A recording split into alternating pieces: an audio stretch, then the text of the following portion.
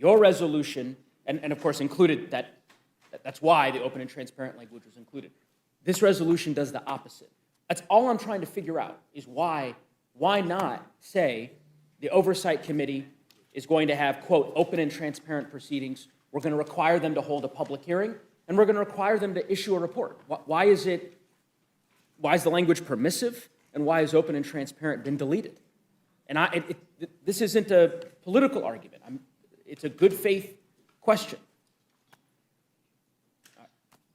Which I answered with a question. Why were we in a skiff for weeks? What I'm saying to you is these when resolutions... the Democrats were investigating. I hear you. What I'm saying to you is this inquiry resolution and the inquiry resolution that was adopted at the end of October in 2019 are both taking place after 10 months, 11 months of process. You've described what you contend are closed-door hearings that HIPC conducted, interviews, that they conducted.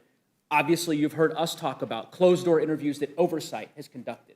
My point is that at the impeachment inquiry phase, when we took that vote, from then on, everything was public, which is why the resolution was structured as such. In this instance, Republicans have removed it, and it's clear that they don't intend to have a public process. That's what I'm asking.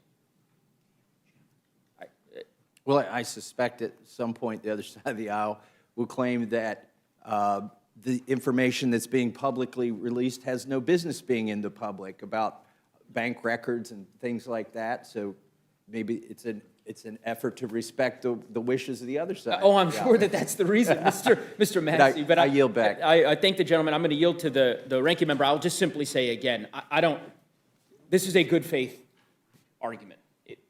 It's not complicated. Adding open and transparent to make a commitment to the American people that you're actually going to conduct a process that is open and transparent shouldn't be complicated. It shouldn't be difficult. And I don't know why. I get it. I understand your opposition to some of the other amendments, including amendments that I'm going to offer, but this really shouldn't be one of them. Yeah, I mean, again, these words were deliberately deleted. And my friends keep on saying to us, it's not about Trump, it's not about Trump, it's not about Trump, but now it's about Trump.